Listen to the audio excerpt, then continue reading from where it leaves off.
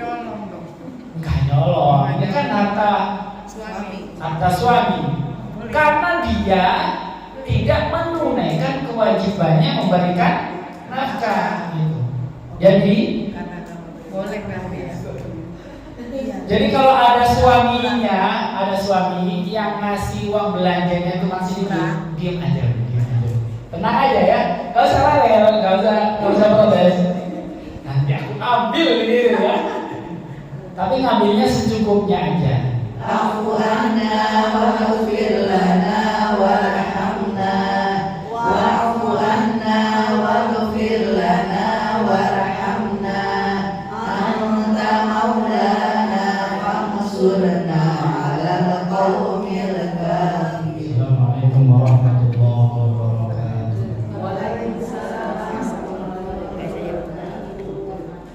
Bismillahirrahmanirrahim. Alhamdulillahirabbil alamin. Wassalatu wassalamu ala asyrafil anbiya wal mursalin nabiyina Muhammadin sallallahu alaihi wasallam wa khatamin nabiyyin wa ala alihi wa sahbihi ajma'in. Amma ba'd.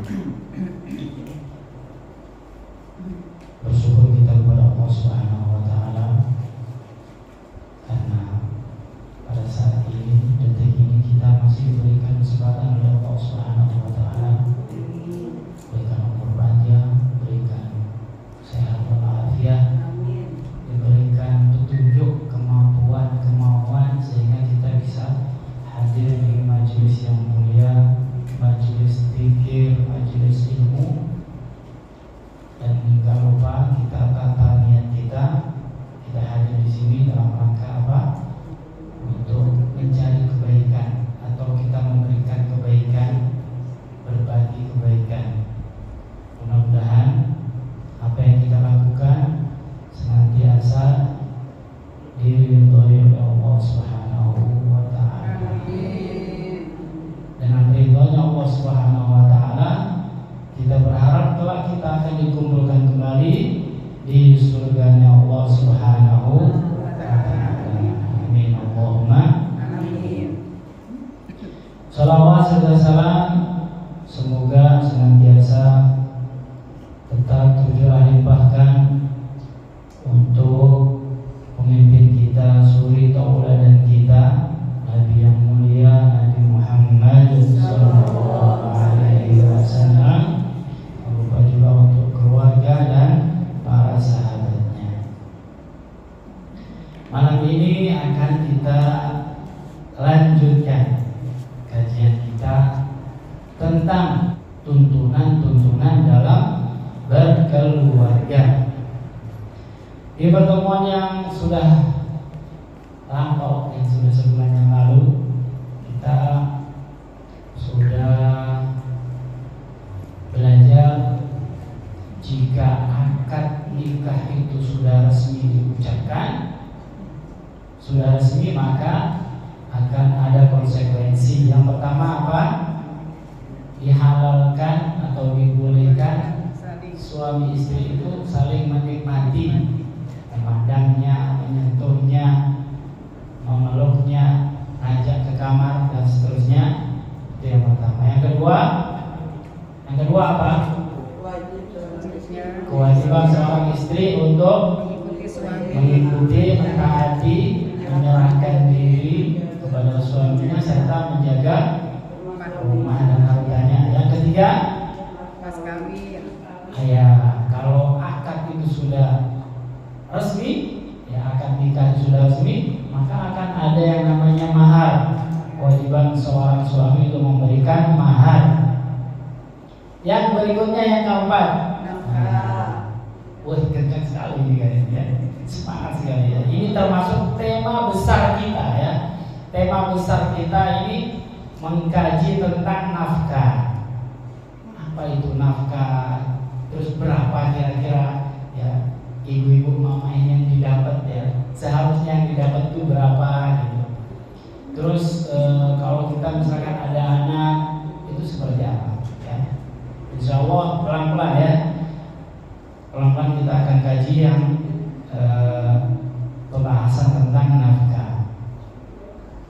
sering dengar nafkah. Asli bahasa Arabnya itu nafaqah. Di kita nyampe di kita nafkah, biar gampang nafkah. Kalau nafaqah kayaknya susah sih. Nafaqah susah ya.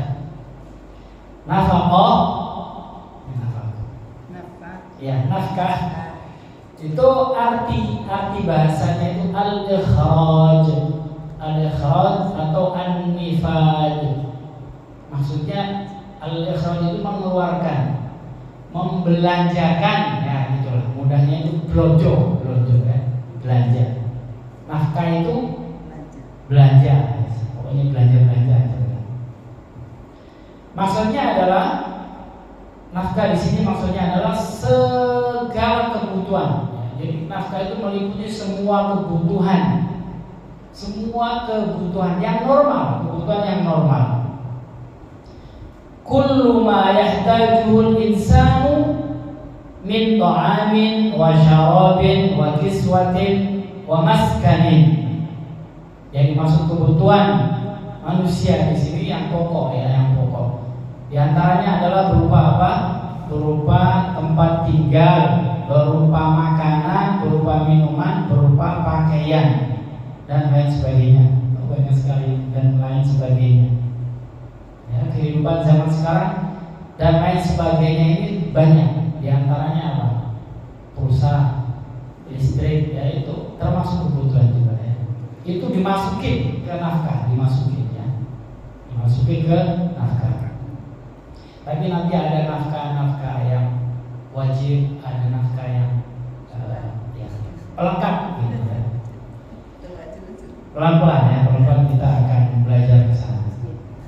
Ya, secara umum kalau kita membahas tentang nafkah itu ada 5 macam. Sebetulnya ada beberapa macam, tapi kita nanti akan pelajari 5 aja dulu. Jadi nafkah itu ada 5 macam. Yang pertama, nafaqatul insani ala nafsihi. Nafkah yang pertama adalah nafkah seorang manusia kepada dirinya sendiri. Itu ternyata ada nafkahnya ya. Jadi nafkah yang pertama adalah seorang manusia kepada dirinya sendiri. Itu nafkah yang pertama. Nafkah yang kedua, nafaqatul usuli lil furu'.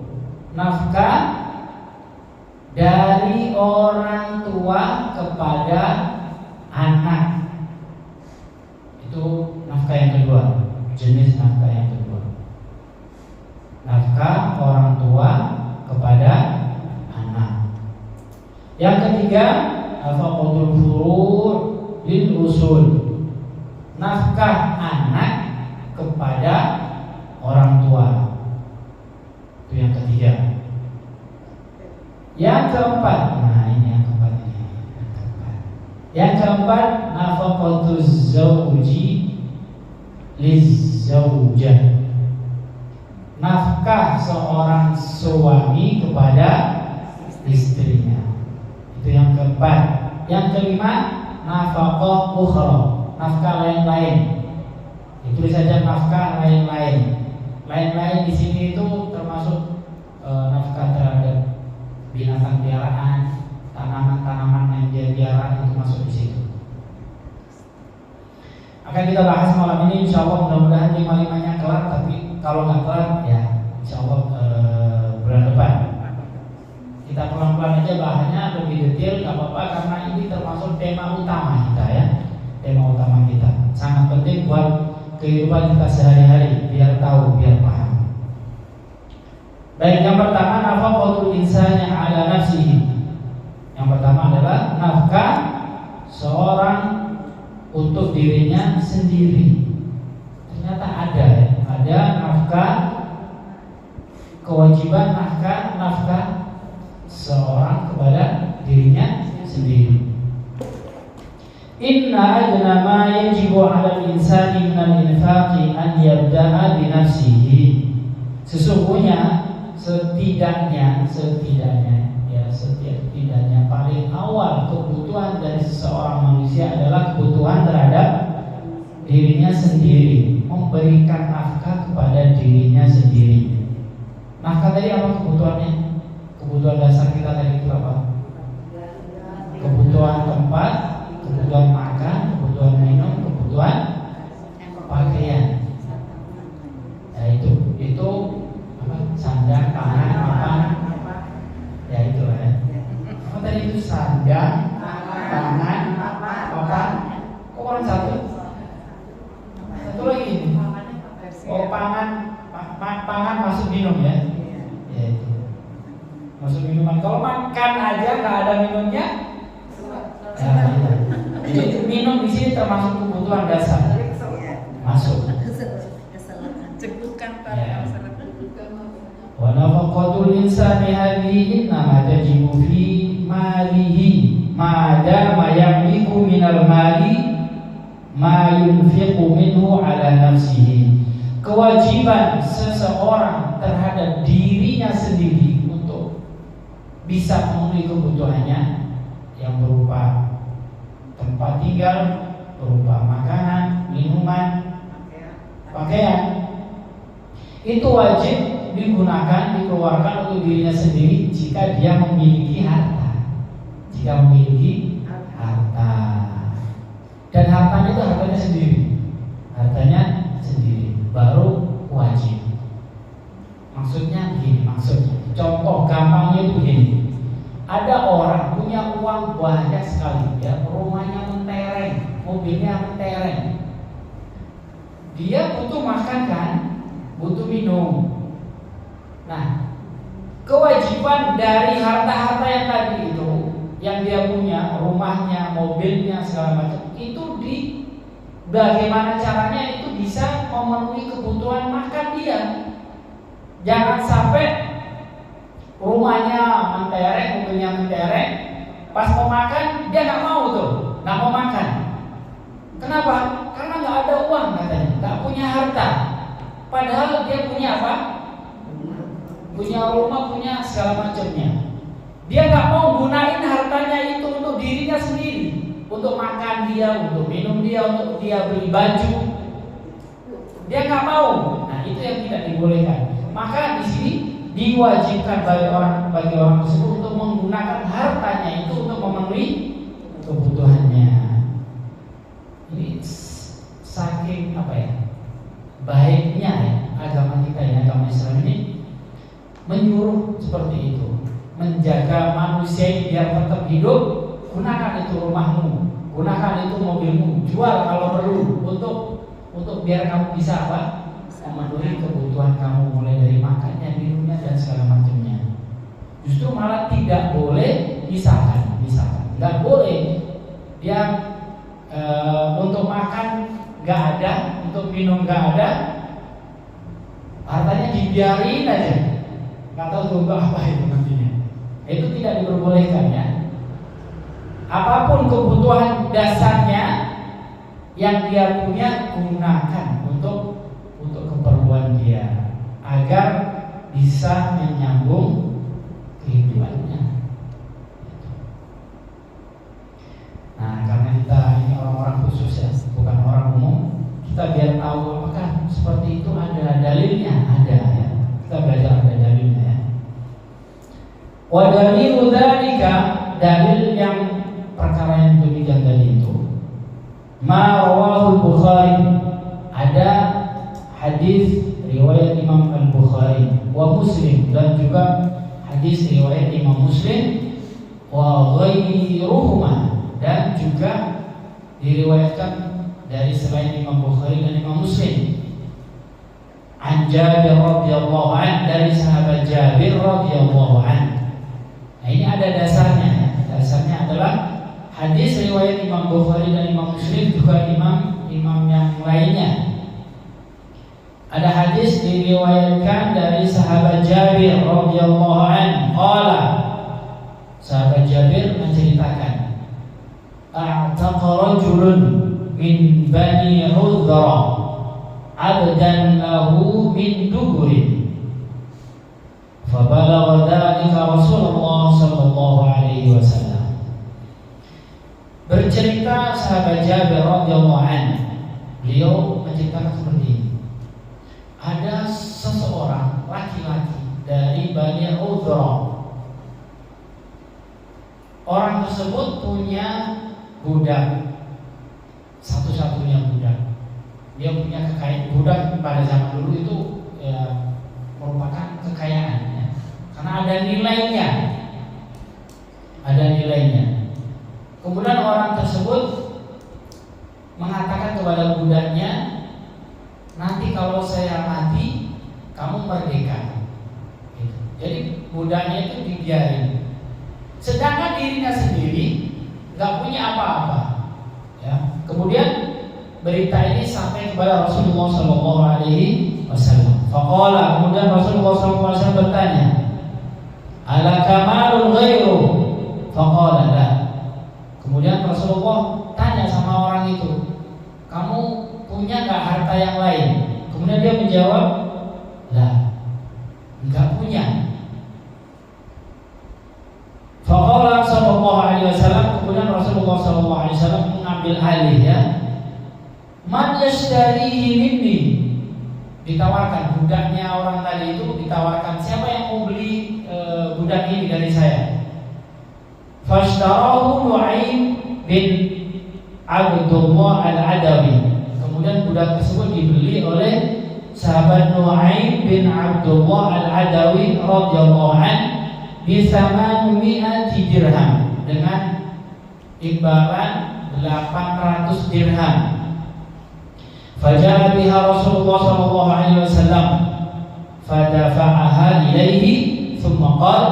Kemudian Rasulullah sallallahu alaihi wasallam menerima 800 dirham dari itu, kemudian dibawa lalu dikasih ke laki-laki tersebut. Thumma qala, kemudian beliau sallallahu alaihi wasallam bersabda, ibda binafsik fatasaddaq 'alaiha fa in fadala syai'un fali ahli, sampai hadis yang terakhir sampai seterusnya. Kemudian beliau sallallahu alaihi wasallam mengatakan kepada laki-laki itu, ibda binafsik fatasaddaq 'alaiha fa in fadala syai'un fali ahli. Maka diambil oleh Rasulullah sallallahu alaihi wasallam budaknya tadi, dijual, uangnya dikasih sama laki-laki tersebut. Nah ini uangnya, ini untuk keperluan kamu dulu ya. Setelah itu kalau memang ada lebihnya bisa disedekahkan untuk yang lain, untuk keluarga yang lain dan sebagainya. Nah dalil hadis ini di sini idda binafsi, maksudnya semua kebutuhan diri itu harus didahulukan daripada yang lainnya. Walaupun tadi itu si budak tadi itu untuk beramal ya. Untuk apa? Untuk beramal. Enggak boleh ya, enggak boleh. Misalkan dia bisa beramal bikin masjid, dia bikin sekolahan segala macam, tapi untuk makannya dia enggak ada. Nah, itu tidak diperbolehkan. Justru yang baik adalah harta yang tadi itu buat keperluan dia, buat makannya, buat minumnya. Itu maksudnya nafkah terhadap diri sendiri. Itu dasar hadisnya ya. Yang sini insya Allah paham ya, bahwa agama kita, agama Islam itu mementingkan juga diri pribadi itu dipentingkan kebutuhannya ya. Kalau konsep ini dilakukan ya, misalkan semua orang itu bisa memenuhi kebutuhannya sendiri, itu sudah aman ya, sudah aman. Dunia ini aman, nggak ada orang sampai menyusahkan orang lain kan. Ya. Yang ada itu kan dia punya uang, simpen, nggak tahu untuk apa ya kan. Untuk makan dan minum baru itu pinjam punya temannya. Ini kan nyusahin, orang kayak seperti ini kan nyusahin. Dan ini nggak boleh ya. Seperti ini tidak boleh. Apa yang dia punya ya udah itu untuk makan kamu, untuk minum, untuk kebutuhan sehari-hari. Itu agama kita ngajarinnya seperti itu. Untuk kebutuhan sendiri itu diutamakan sehingga tidak menjadi beban buat orang lain. Nah, itu yang pertama, nafkah yang pertama adalah nafkah untuk diri sendiri. Nafkah yang kedua, nafaqatul usuli lil furu'. nafkah orang tua kepada anak. Ini kalau sudah bicara orang tua sama anak, kita termasuk ya, kita ini orang tua ini. Yajibu wajib alal walidi, atas orang tua, wa in ala, meskipun orang tua ke atas. Maksudnya ke atas itu kakek, kalau masih ada lagi kakeknya kakek, bapaknya kakek, terus ke atas. Kalau masih ada, tetap kewajiban, ya, berkewajiban nafaqata waladihi, memberikan nafkah kepada anaknya, wa insafula, meskipun ke bawahnya. Kita jelaskan, nafkah seorang ayah kepada anaknya itu hukumnya apa? Wajib. Ayah di sini termasuk kakek, bapaknya kakek sampai ke atas. Kalau memang masih ada dan ayahnya misalkan nggak ada. Kemudian anaknya termasuk anak itu juga anaknya anak terus ke bawah. Itu maksudnya. Itu tetap yang namanya orang tua berarti ke atas ya. Kalau kita sebut orang tua berarti bapak ke atas, berkewajiban memberikan nafkah kepada anak yang termasuk anak adalah ke bawah, ya, anak, cucu, cicit, dan itu. Itu hukumnya apa? Wajib.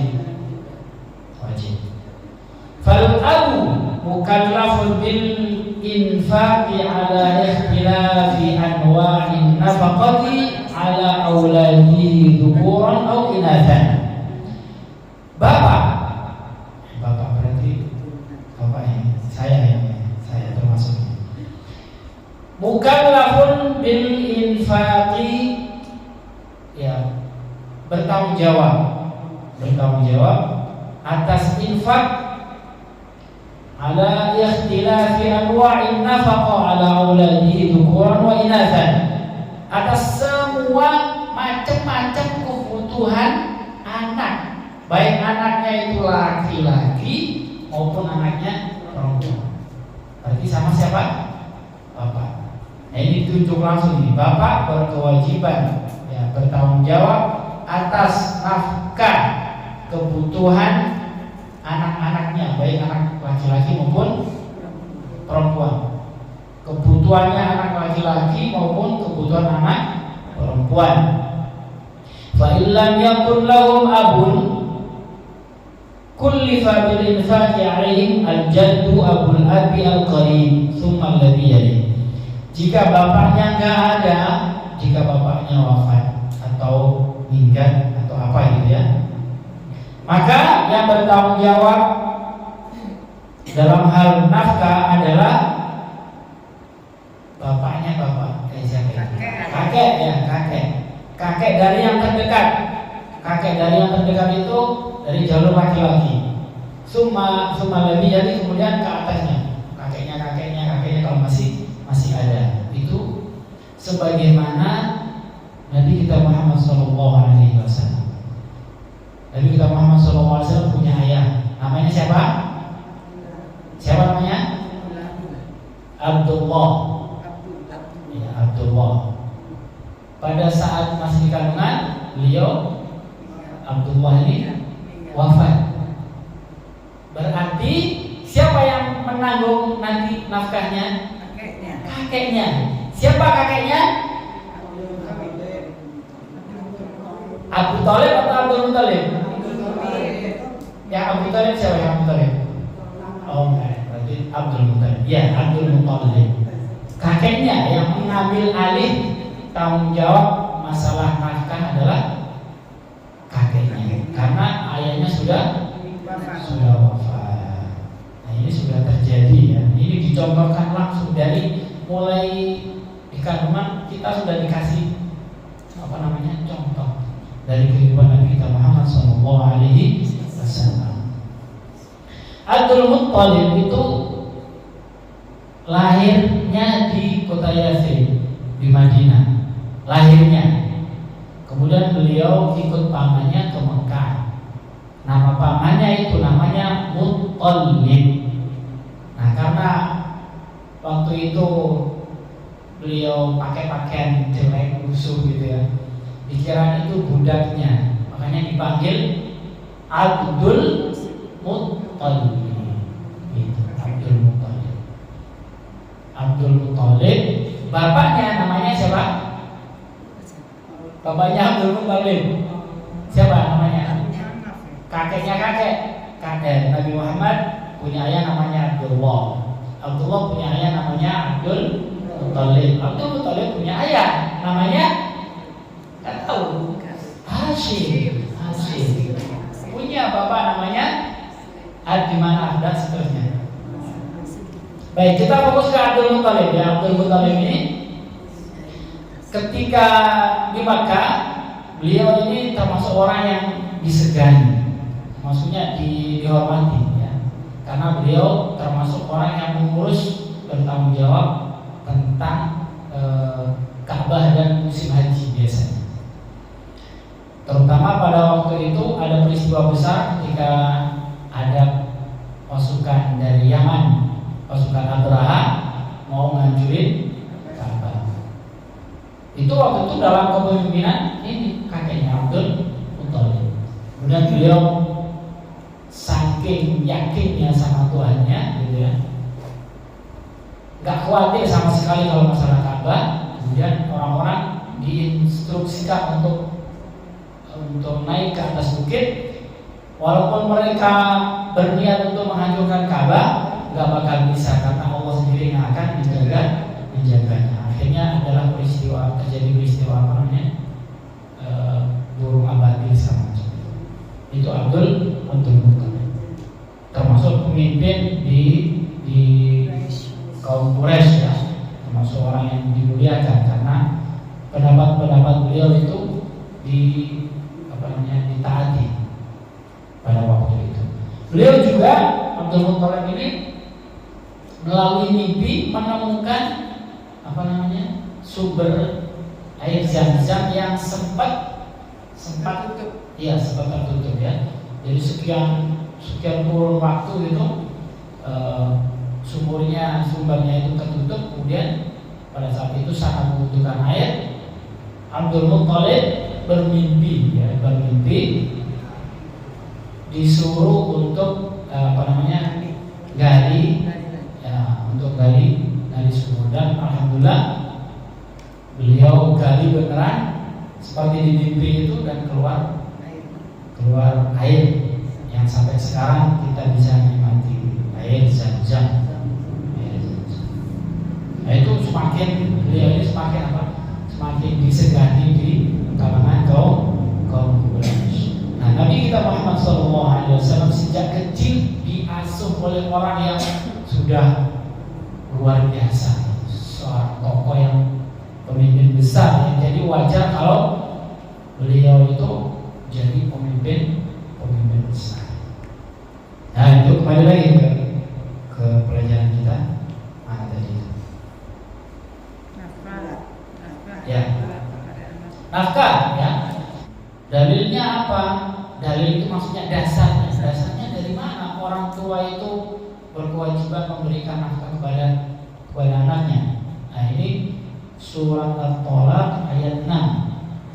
Surat At-Thalaq ayat 6. Bunyi ayatnya, fa in arda'na lakum fa'atuhunna ujurahun. Fa artinya fa. Maka in jika, arda'na menyusui, lakum buat kalian, maksudnya itu menyusui anak kalian ya. Fa'atuhunna, apa artinya fa'atuhunna? Maka berikanlah hunna, yang menyusui tadi itu arda'na, ujurahunna. Apa ujur? Sampai atas Ongkos. Ujurahunna itu ongkosnya. Ujurahunna itu ongkosnya atau bayarannya lah, gitu ya. Jadi kalau kita artikan fa in arda'na lakum, dan ketika arda'na ini istri-istri kalian, maksudnya di sini di ayat ini ada sebelum nikahnya, istri-istri yang sudah dicerai. Ya. Kalau ada istri-istri yang sudah dicerai, kemudian dia menyusui anak kalian, maka berikanlah dia apa? Upah gitu. Upah. Berikanlah dia upah. Ini si anak ini kan apa namanya? Menyusui, yang ibu yang menyusui aja suruh bayarin bapaknya, apalagi kebutuhan anaknya, itu otomatis lebih-lebih untuk lebih wajib dipenuhi oleh bapaknya. Itu maksudnya ini ayat ini dijadikan dasar bahwa seorang ayah wajib memberikan nafkah kepada anaknya. Sampai-sampai orang yang menyusui anaknya pun itu bapaknya suruh ngeluarin uang untuk memberikan apa? Upah, karena sudah menyusui anaknya. Itu dasar dari Al-Qur'annya, surat At-Talaq ayat 6. Berarti itu mantan ya Ustaz ya? Di ayat ini diceritakan mantan, sampai mantan gitu ya, mantan. Kalau ada orang yang menyusui, gitu, menyusui anakmu, ya kamu harus bayar itu ongkos untuk dia menyusui. Itu budaya zaman dulu. Kalau ada orang lahiran itu memang apa namanya itu biasanya disusukan gitu. Lahir gitu ya. Disusukan ke orang yang susunya banyak. Yang susunya banyak. Ya kemungkinan pada saat itu kalau ada orang yang lain ada resiko yang mungkin beberapa hari itu nggak keluar air susunya. Nah ini dikhawatirkan anaknya ini nggak dapat air susu. Gitu. Maka zaman dulu apa namanya jual air susu itu legal gitu. Itu mengganti gitu ya. Iya, ibu susuan. Itu legal ya. Agar sang anak tadi itu tumbuh sehat, biar sehat dan kuat.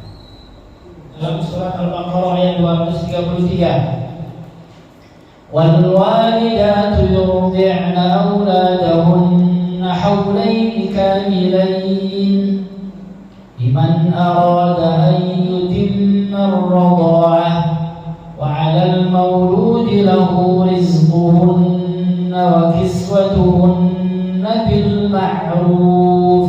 Nah, ini ayatnya lebih jelas lagi ya. وَالْوَالِدَاتُ mama, ibu-ibu, mami-mami, yurdi'na auladahunna, hendaknya memberikan susuan kepada anaknya haulaini kamilaini, 2 tahun penuh, liman arada an yutimma radha'ah, bagi orang yang mau menyempurnakan susuan anaknya. Wa 'alal mauludi lahu, nah ini disebut wa 'alal mauludi lahu, dan bagi bapaknya, dan wajib atas bapaknya rizquhunna, memberikan rezeki kepada mak-mak yang menyusui tadi itu. Disebutkan wa 'alal mauludi lahu rizquhunna, makannya, minumnya, wa kiswatuhunna, juga pakaiannya, bil ma'ruf, dengan baik, dengan layak. Surat Al-Baqarah ayat 233. Itu dasar dari perintah ya, nafkah seorang ayah itu wajib kepada anaknya. Wa madalilu dzalika minas sunnah, ada juga dalil dari hadis. Ini ada hadis fama rawahu al-Bukhari, diriwayatkan Imam al-Bukhari an Aisyah radhiyallahu anha, dari Aisyah radhiyallahu anha. Aisyah, siapa yang tahu Aisyah? Istri Rasulullah sallallahu alaihi wasallam. Beliau menceritakan anna Hinda binta Utbah, ada seorang perempuan namanya Hindun binta Utbah, qalat, dia berkata, ini ada seorang perempuan namanya Hindun mengadu, ya. Qalat ya Rasulullah, mengadu kepada Rasulullah SAW, inna Aba Sufyan rajulun syahihun. Hindun ini istrinya Abu Sufyan datang kepada Rasulullah ngadu sallallahu alaihi wasallam. Inna Aba Sufyan rajulun syahihun. Sesungguhnya Abu Sufyan itu laki-laki yang pelit. Syahihun, pelit. Wa laysa yu'tini ma yakfini wa waladi. Dia memberikan nafkah kepadaku dan kepada anakku itu enggak cukup. Illa ma akhadtu minhu. Biar aku bisa hidup sama anakku, biar cukup makannya, itu aku ngambil. Wa huwa la ya'lam. Aku ngambil dari punyanya Abu Sufyan, dari suamiku berarti. Dan dia enggak tahu. Faqala, kemudian Rasulullah SAW bersabda, khudhi ma yakfiki wa waladaki bil ma'ruf. Ambillah dari harta suami Abu Sufyan, tapi ngambilnya yang secukupnya buat kamu dan buat anakmu. Nah, ini berbahaya ya. Nyolong dong. Enggak nyolong, ini kan harta suami. Karena dia tidak menunaikan kewajibannya memberikan nafkah gitu. Jadi Boleh kan ya. Jadi kalau ada suaminya, ada suami yang ngasih uang belanjanya itu masih diam aja. Tenang aja ya, gak usah rewel, gak usah protes. Nanti aku ambil gitu ya. Tapi ngambilnya secukupnya aja. Nah, itu diperbolehkan ya. Ini pernah terjadi, ya. Sudah pernah terjadi, istrinya Abu Sufyan namanya Hindun ngadu kepada Rasulullah SAW tentang suaminya yang ngasih nafkah itu kurang, ya, nggak cukup buat dia dan nggak cukup buat anaknya. Maka dia tiap hari itu ngambilin duit suaminya tanpa suaminya tahu. Dan itu kata Rasulullah SAW diperbolehkan, boleh, ya. Tapi secukupnya, ya.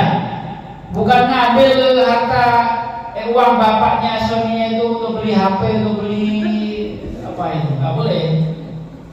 Untuk sekedar makan, ya, itu diperbolehkan.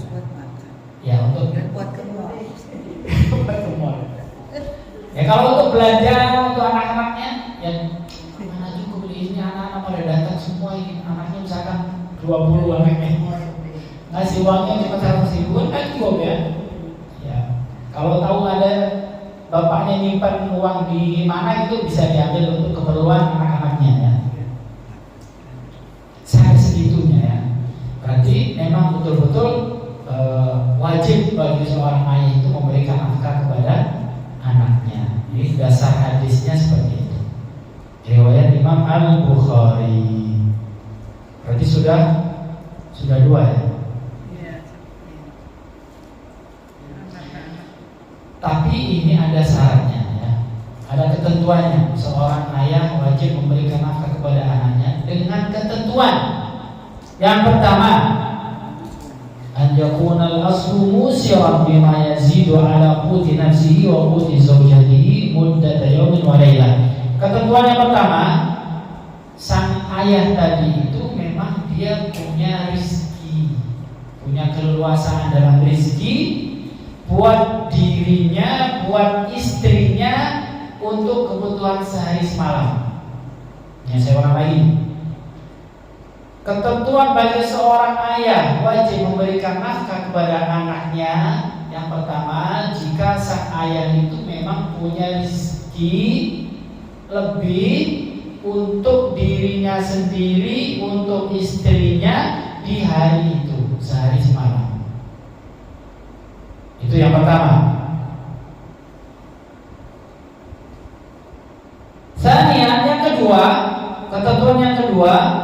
yakuna al-far'u faqiran wa yushtaratu ma'a faqrihi wahidun min al-awsaf ats-tsalatsa. Yang kedua, itu tadi dilihat dari sisi ayahnya. Ayahnya mampu lah gitu ya. Ayahnya itu mampu. Nah, kemudian dilihat dari sisi anaknya. Anaknya itu harus fakir. Tapi fakir ini fakir aja nggak cukup.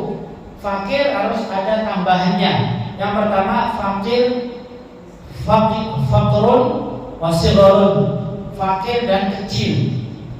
Jadi anaknya itu kalau dilihat dari anaknya itu fakir dan kecil, itu satu. Yang kedua, fakrun wazumanatun, fakir dan cacat. Atau apa ya cacat ya? Zumana itu ya cacat ya, kita artikan cacat dulu. Kalau anaknya itu fakir dan cacat. Yang ketiga, fakrun wa jununun. Yang ketiga, anaknya itu fakir dan gila. Nanti keterangannya di bawah ya. Jadi syarat atau ketentuan seorang ayah wajib memberikan nafkah kepada anaknya, yang pertama dilihat dari sisi ayahnya memang dia mampu ya, dia sudah punya kelebihan buat kebutuhan dia dan kebutuhan istrinya di hari itu, siang dan malam. Kemudian dilihat dari anaknya itu harus fakir dan kecil, oke, dia termasuk. Fakir dan cacat, oke, dia masuk. Fakir dan gila, oke, masuk. Berarti kalau misalkan anaknya itu dalam keadaan tiga ini, maka wajib. Fasaghiru al-faqiru yukallifu abuhu bil infaqi alaihi, fa illam yakun abuhu fajadduhu. Maka kalau ada anak yang kecil dan fakir dan kecil, maka bagi ayahnya wajib memberikan nafkah. Kalau ayahnya nggak ada, maka kakeknya yang bertanggung jawab untuk memberikan nafkah. Ya? Masih bayi terus. Ya kecil. Usianya Ya masih kecil. Nanti ada keterangan kecil. Maksudnya kecil di sini nanti ada batasannya. Ya. Baik, sampai umur berapanya itu kalau di kita dan dalam tinjauan agama itu sampai balik. Itu kecil itu maksudnya belum balik. Kecil itu maksudnya belum balik. Ya. Pokoknya belum balik aja. Kalau tinjauan negara lain ya. Kalau tinjauan negara itu lain. Jadi yang dimaksud anak-anak menurut agama yang di sini yang dimaksud kecil adalah dia belum balik. Tapi kalau anak-anak dalam tinjauan negara itu sampai dia nikah. Kalau perempuan sampai nikah, kalau laki-laki kalau nggak salah sampai 21 tahun. Nah, itu masih dalam tanggungan orang tua. Jadi kalau misalkan ada anak umurnya 10 tahun, 15 tahun, 20 tahun, itu masih tanggung jawab orang tua. Itu dalam tinjauan negara. Sampai dia umur 21. Nah, kalau sudah 21, 22, nah itu sudah dianggap mandiri, dianggap dewasa. Ya, itu ya usia kuliah ya. Kalau perempuan sampai dia menikah, sehingga bisa ada orang yang bertanggung jawab dalam memberikan nafkah kepada anak tersebut atau perempuan tersebut. Lalu kalau dalam tinjauan agama itu balik. Jadi kewajiban dasar asal. Hukum asal kewajiban seorang ayah wajib memberikan nafkah kepada anaknya jika anaknya kecil dan fakir. Kemudian fakir dan lumpuh atau cacat, fakir dan gila. Berarti kalau misalkan ada anak yang sudah besar, yang sudah balik, sudah dewasa, dia fakir, nah itu sebenarnya sebetulnya orang tuanya, bapaknya tidak wajib memberikan nafkah. Tidak wajib itu dalam tinjauan agama, tidak wajib. Tapi masa anak hindarin gitu kan, nanti bisa membahayakan. Soalnya anak sekarang kalau nggak ada, nggak dikasih uang misalkan, dia bisa mencari di luar dengan cara yang Tidak halal. ya itu dikhawatirkan seperti itu. Maka orang tua nggak boleh lepas tangan, makanya pemerintah bagus juga yang mengambil keputusan bahwa selama anak itu belum dewasa, belum mandiri, dalam artian belum 21 tahun, itu masih tanggung jawab orang tuanya, biar nggak terlantar anaknya. Itu kalau menelantarkan anak itu ada pasalnya, itu kalau masalah ada pasal berapa itu? Nah, kalau orang tua Ada nggak hukuman. mampu gimana? Ya, itu nanti tinjauannya ada tinjauan negara, tinjauan agama. Wal maqsudu bil faqir, yang dimaksud fakir di sini adalah al ajzu 'anil iktisab, tidak mampu untuk memenuhi kebutuhannya sendiri. Maksudnya fakir di sini adalah tidak mampu untuk memenuhi kebutuhannya sendiri. Walau kana al-waladu sahihan balighan. Ini ada persoalan, jika ada anak yang sehat, yang baligh, qadiran ala al-iktisab, dia mampu untuk bekerja.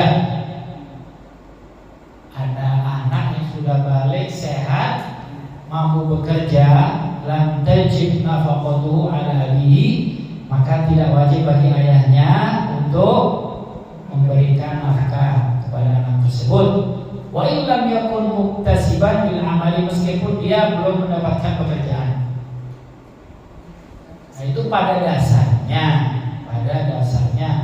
hukum asalnya seperti itu. Tapi kita sebagai orang tua dan tega kalau ada anak kita lepas untuk cari makan sendiri, kita nggak tega. Akhirnya kita apa? Tetap kita OPI, kita kasih nafkah walaupun dia sudah besar. Namun jangan lupa sebisa mungkin kita ajarin anak kita untuk bisa belajar mandiri. Itu maksudnya. Berarti agama kita menganjurkan mendidik anak itu sedini mungkin untuk bisa untuk mandiri. Itu ya. Jadi kita ambil positifnya bahwa kita sebagai orang tua dianjurkan untuk mengajari anak kita agar bisa mandiri sedini mungkin, ya, secepat mungkin bisa mandiri. Baik, kita lanjutkan. Miqdarun nafaqah. Berapakah ukuran nafkah itu?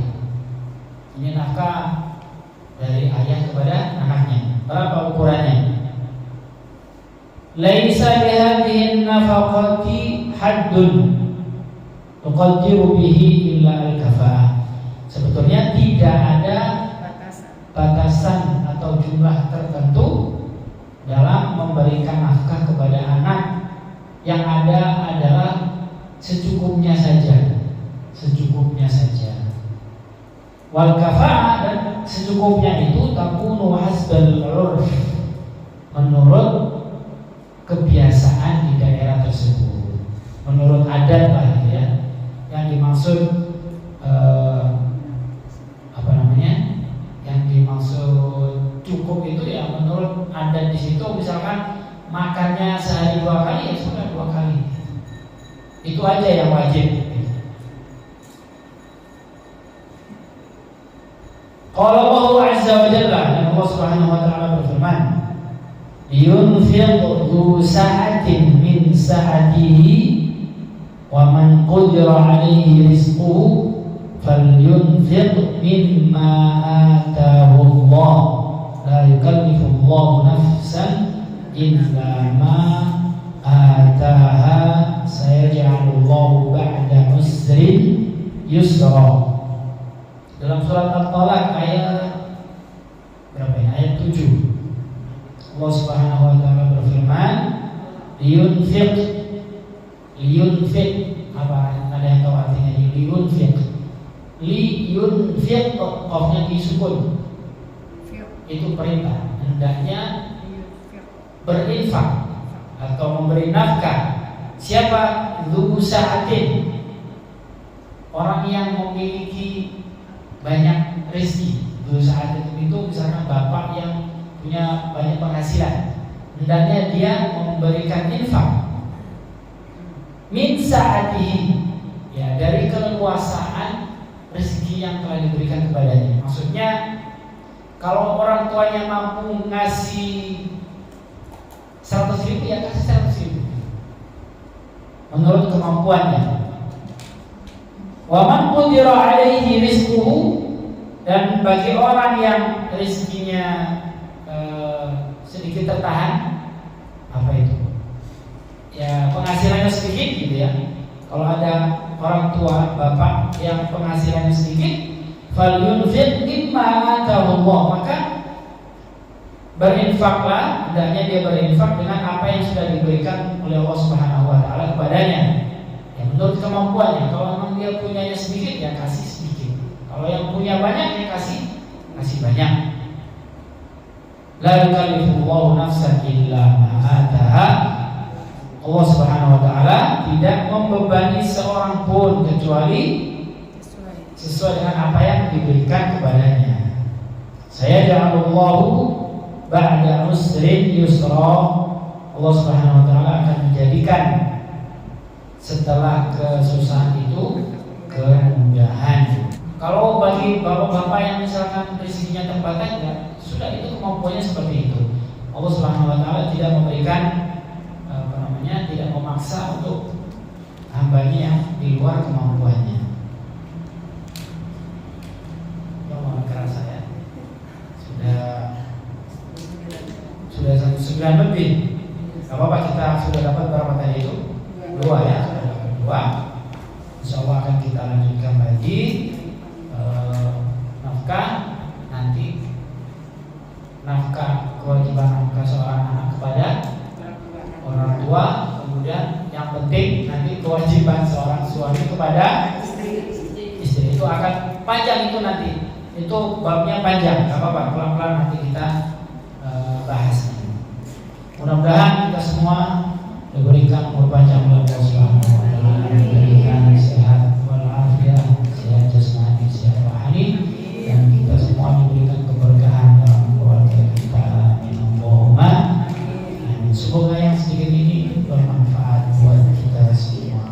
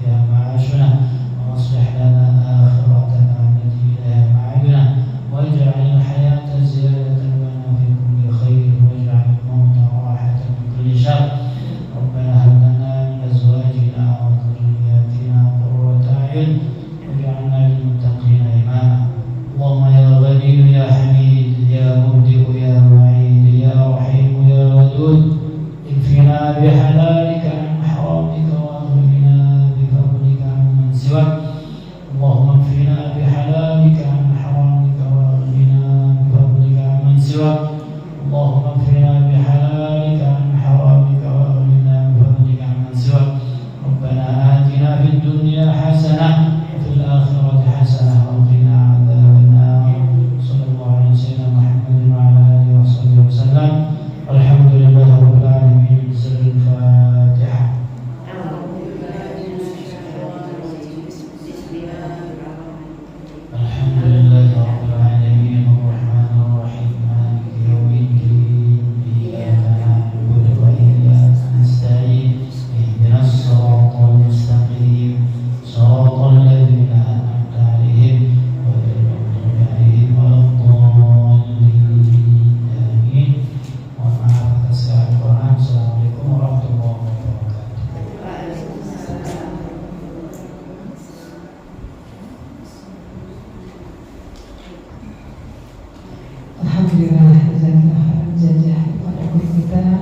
yang telah memberikan ilmu yang bermanfaat sekali buat kita semua, utamanya kita sebagai orang tua, bagaimana perlakukan anak kita dan bagaimana juga nanti anak kita performa kita untuk episode selanjutnya ya Pak Ustaz ya. Demikianlah dari saya, sebelumnya kita tutup dengan kafaratul majlis. Astagfirullahaladzim, astagfirullahaladzim, astagfirullahaladzim. Subhanallahumma bihamdika asyhadu an la ilaha illa anta astaghfiruka wa atubu ilaik. Kurang lebihnya mohon maaf dan ridho. Billahi taufiq wal hidayah. Wassalamualaikum warahmatullahi wabarakatuh.